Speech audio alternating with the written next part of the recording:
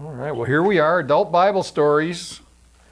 Today, it's Noah. It's Noah. Yeah. So a very interesting thing has happened. God has disowned the people. He has decided they're no good. They have to be wiped off the face of the earth. Now, here's the problem with this. If we actually have a loving God, it's unlikely that he would do such a thing. It seemed to me impossible, really. So what we have here is a story. Obviously, there was an event in which many thousands, perhaps a million people were killed. It was a great flood. And actually, historically, there is some foundation for this event. So there's this great flood. All kinds of people are killed, thousands upon thousands. And by the way, the flood, the actual historical event that people think that this is based on, happened a long time before this story was written in the Bible. So again, it's at a point where people are trying to explain what has happened. Well, this huge catastrophe happened. The only thing that they can figure out is God's upset. God's mad. And so this is the punishment. And so the story is written from that perspective. But interesting, some people survive. Not everybody's killed. Some people survive. So it looks as if God protected some and not others. Hence the idea of the ark. The ark, of course, represents God's protection in catastrophic times. I mean, that's really what it's about. Well, he tells Noah ahead of time. So Noah is prescient in this whole thing. Tells him, build the ark and build this thing. And then he gives him instructions as to what to do. Because he's telling him, look, what I'm going to do here is I'm going to just sweep the earth clean. Again, it's just a story. If there's just no way, now we'll see later how the thing turns out, but it just does not make sense that actually loving God would do this thing. What has happened, as it happens over and over again, when we're trying to explain why things are happening to people, good and bad, and you have to say that is God doing it, what you end up doing is giving God all of our less endearing qualities in great quantity.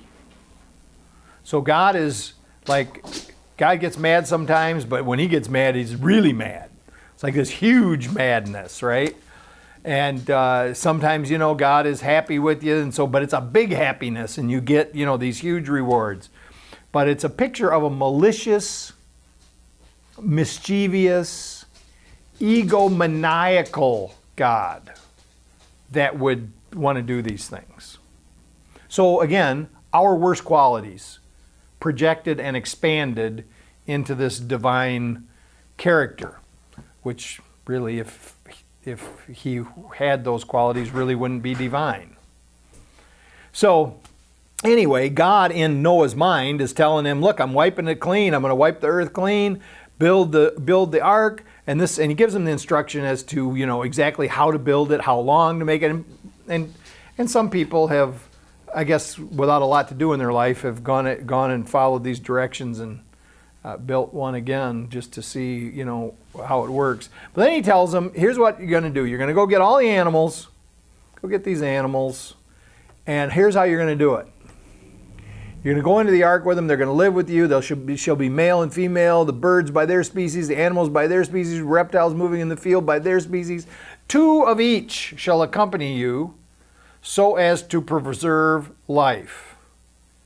Now let's understand something about genetics. This is impossible. This is an impossible number. 2 of something cannot sustain life because the genetics just won't work. Now, you could say, well, but God can do anything. God could make it work so that it's not inbreeding to this crazy degree, right? Well, yes, but if that's the case, if God would just make it work, why would he even bother having Noah take them on the ark in the first place? He could just make them over again. Anyway, he says get 2 of them, except for this. Get 2 of them, but of all the clean cattle, and this means, when it says cattle, it means hooved animals. Of all the clean cattle, but not cloven hooved, right? All the clean cattle, take 7. 7 male, 7 female. But of all the unclean, take 2. And also from the birds of the sky, 7. Wait a minute, he just said take 2. But no, 7. 7 male and female, so as to preserve a seed of life upon the surface of the land. Because at the end of 7 days I will pour onto the earth for 40 days and 40 nights. I will sweep away every creature that I have made from off of the surface of the ground. And Noah did everything that God instructed him. Now, 40 days and 40 nights. Actually, it describes it later. 40 days and 40 nights. The number 40 in the Hebrew tradition, in the numerology, just means more than enough. It doesn't actually mean 40 days and 40 nights. The number 40 just means more than enough. Like, so I'm going to make it rain for more than enough time to sweep all of the life off the earth. Doesn't have to be 40 days and 40 nights. And now at this time, Noah is 600 years old. I know, sounds unlikely. 600 years old, and he's got 3 sons. He's got a wife, he's got 3 sons, doesn't mention anything about any daughters, doesn't give the names of anybody but the sons. First of all, Noah's name means rest, calm, peace, means tranquil. It also means equilibrium. So, which of course has a sense of all of that, but equilibrium. He has a son named Shem, and Shem means upright and shining, and he represents the spiritual nature. He's upright. His name actually literally means upright and shining. He represents a spiritual nature. Ham, the other son, his name means oblique, but also means hot or burned black, blackened. He represents the physical. He represents the sensual. So Shem represents the spiritual part of man. Ham represents the sensual, the physical part of man. And Japheth, his name means extended expansion. Actually, his name means unlimited expansion. And he represents the intellect. So here, that's very interesting. You've got body, mind, and spirit represented in these 3 sons of Noah. Well, okay, he brings all these animals together, puts them in brings them in, and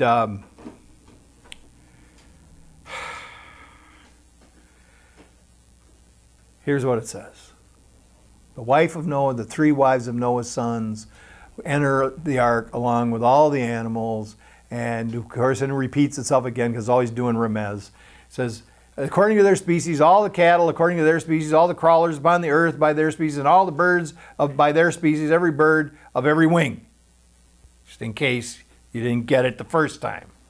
There also came to Noah into the ark 2 by 2 from all creatures which have animal breath. Thus they came, male and female, all of the creatures, as God had directed them, and the Lord God shut him inside. The downrush continued for 40 days upon the earth.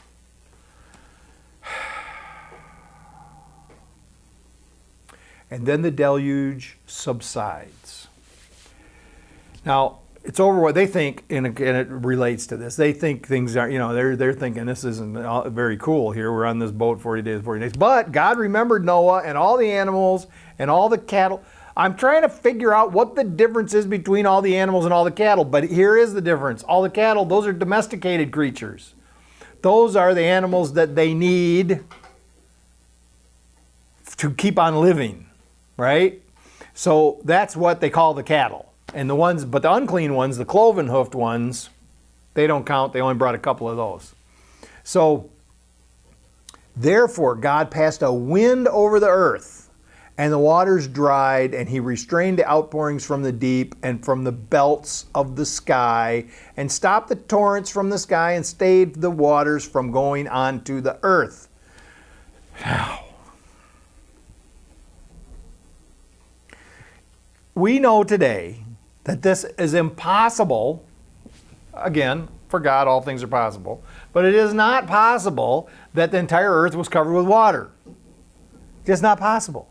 But to them, the whole world was a small area to these people at the time. It is quite possible that their whole small area was underwater. They had a big flood. It's underwater. All right, so God passes but it takes the wind 150 days to get rid of all the water. Then the ark rests on the 17th day in the 7th month upon the peaks of the high hills. And the waters were retreating and subsiding until the 10th month. And in the 11th month, at the tops of the hills appeared. And at the end of 40 more days, I guess, Noah opens the window which he had made in the ark and sent out a raven. And it went and wandered and turned about until the waters dried away from the earth. Afterwards he sent a dove from him to see if the waters were lessened from the surface of the field. But the dove found not a resting place for the sole of her foot, and so she returned to him in the ark, for the waters were still upon the whole surface of it. And finally, he sends another dove, returns at dusk, carrying in her mouth an olive leaf which had been broken off. So Noah knew that the waters were off of the earth. Now, here's another thing that's kind of unlikely that would happen.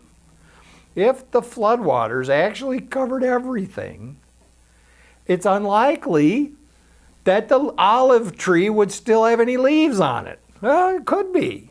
But anyway, I guess over and over again you can see all of the inconsistencies. So you don't want to take this story as some kind of a literal story, no matter what. And people still do. People still want it.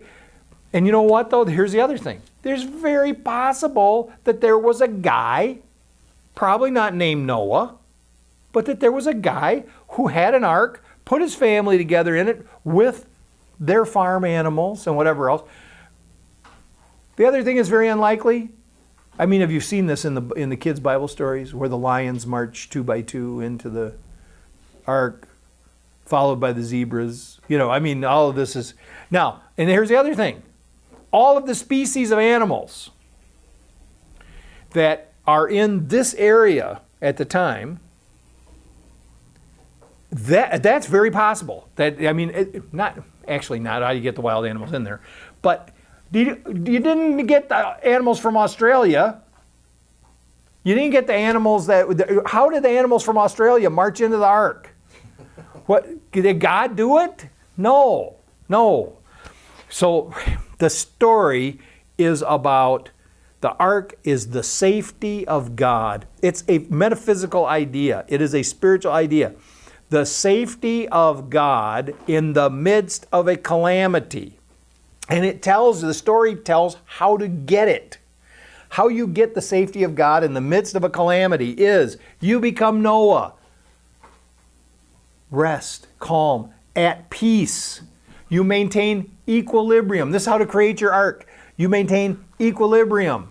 Your sons, the offspring of this equilibrium, represent all parts of you.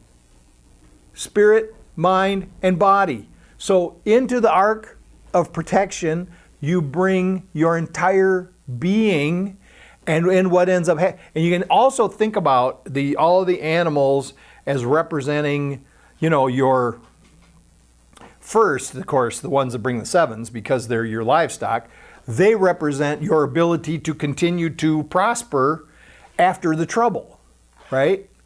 But remember that what's going on here is this is all about an inner story. It's all symbols relating to an inner experience. So we go back to the idea that the Bible is not a book about God. The Bible is a book about us. And every person in the Bible, every character in the Bible is a representation of a characteristic in us. So everyone, every character, and their names tell you what they are. So Noah represents the part of you that can be peaceful. Noah represents the part of you that has equilibrium in their judgment. Shem represents the part of you that is upright and shining, the spiritual seeker in you. Ham represents the part of you that identifies with the body.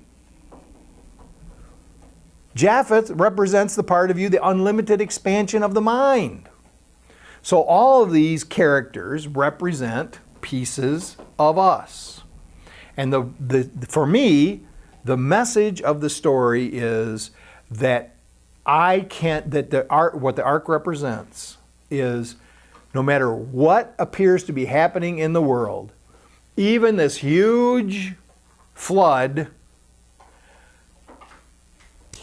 essentially, I can be protected and cared for when I rely on this power that is in me and all around me that is greater than my problems.